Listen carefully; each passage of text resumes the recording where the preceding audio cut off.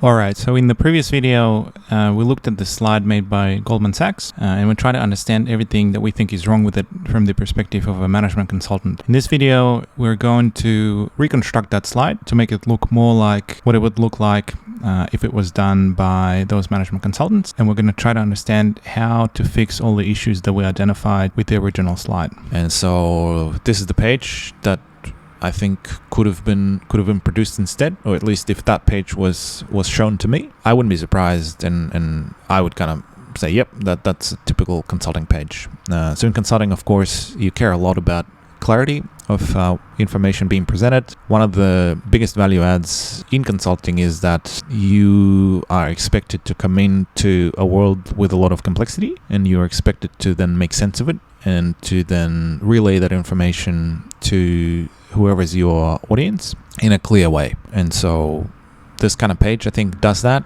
So we've just taken all of the information that was presented on slide 15 in the Goldman Sachs slide pack, and we just revisualize it. So and try to address as many of the issues that we talked about just now in this revisualized format. So what you can see straight away is that this slide just has a lot more white space, and it's just a lot simpler. It's only got two sets of bar charts on the left hand side and on the right hand side. It's got only two bullet points with very limited text, and then it's got a little bit of supplementary information underneath the bar charts, but that information is grayed out, and so immediately you can see that there's only one set of colors that are not black, white, or gray, and that's on the left-hand side of the chart where you have the first bar chart. So that bar chart then shows you visually how total assets under supervision grew from 2.5 trillion to 2.8 trillion. It shows you visually that growth is equivalent to about 10%. So that's very easy to understand just by looking at the page without even having to be a guru on this particular side of Goldman Sachs' business.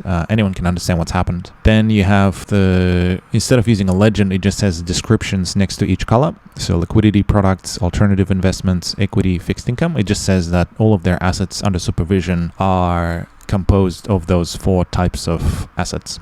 And then you have a bracket that says that some of them should be thought together because they have something in common. In this case, they're all long-term assets under supervision, presumably as opposed to short-term liquidity products. And so all of that information that was presented across several charts in the Goldman Sachs slide here is just presented as one bar chart with no duplication. Then underneath that, you can see additional information, which is the roll forward for assets under supervision. And what it does is basically says, okay, in the period ending, let's say in the fourth quarter of 22, third quarter of 23, fourth quarter of 23, what are the biggest changes that happened in that period to contribute to that ending balance? And so you can see that there's four categories there: long-term AUS inflows, liquidity products, disposals, and then market appreciation. And each of the numbers then has a plus or minus sign, so you can understand what are the biggest contributors. And you can see straight away that the biggest contributors in each of the 3 quarters shown on the chart are market appreciation. Then on the right-hand side of the chart, you can see that provided additional breakdowns. These are shown in the form of percentages, and the reason for that is that then it's less confusing.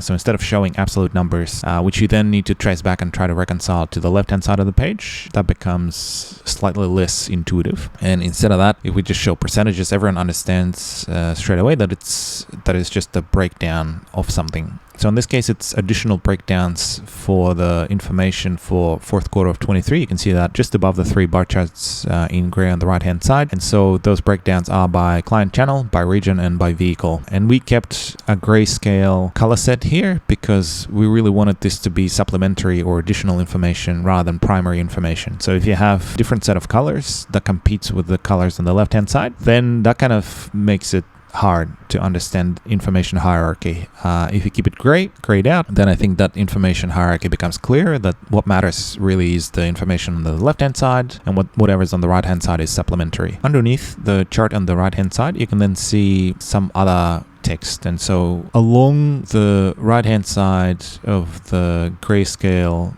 bar charts, you can see little bubbles that say 1, 2, 3, and then underneath the chart there are also those same bubbles that say 1, 2, 3. And so that's just legend for 1, which is the lightest of the grays. So in each of the 3 breakdowns, it means either institutional or separate accounts or Americas. Number 2, which is the middle dark gray. And so depending on which column you're looking at, it would be either third-party, distributed, public funds, or EMEA. And then in the third, which is the darkest gray, you'll see that it's either wealth management, private funds, and other, or Asia. And so that's just the way how we can present information in a more compressed format that's a little bit easier to understand than having 4 different sections of the chart in the Goldman example. And then finally on the right hand side, you can see that we just left 2 bullet points. So we got rid of all the text that we didn't think actually matters. And really the 2 bullet points are, the first is that AUS hit a record, which is important, driven by net market appreciation. And then the second bullet point just says that total increase was 265. However, 132, which is roughly 50% of that, came in just the third quarter. So most of the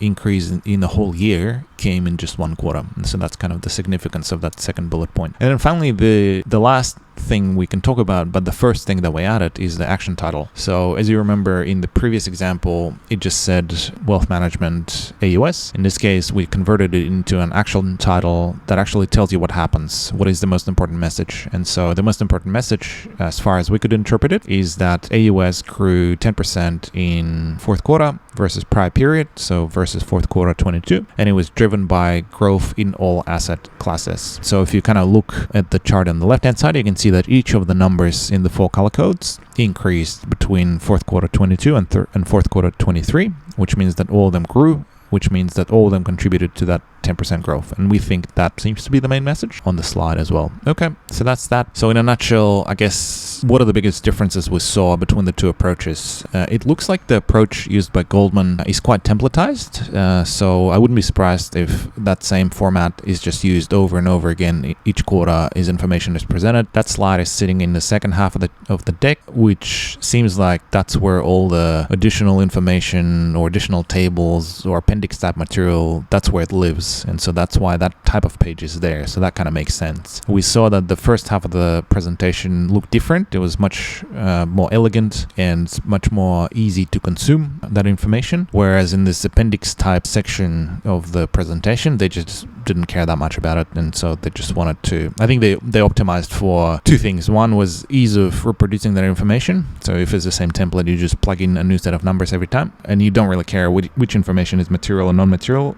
You just put in everything that's happened because it's very easy. And then second thing is that potentially those tables are useful to someone, maybe to some analysts who just grab the numbers from those tables and then put them into their models and then get an updated set of results. And so that's why they want to present information, even if it's not material, because it's easily carried over into those subsequent analytical models. So that's probably what happened. However, if you did want to prioritize ease of understanding or make that information more suitable to consumption by executives or by people who are not in the weeds analysts of this information, then something like the page that we've reconstructed might work better. Anyhow, so thanks for watching this. Let us know what you thought in the comments, and then also don't forget to like and subscribe, and we'll see you in the next one.